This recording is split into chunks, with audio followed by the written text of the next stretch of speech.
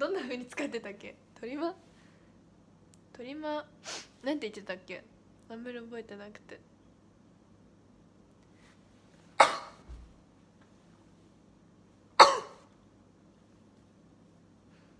どうなの本当に？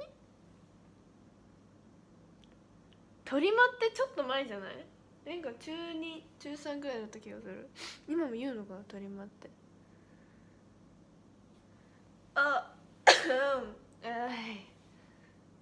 トリマ嬉しい。どういうこと？とりあえずまあ嬉しいってこと？めっちゃ上からじゃん。面白いね。ワロ単語。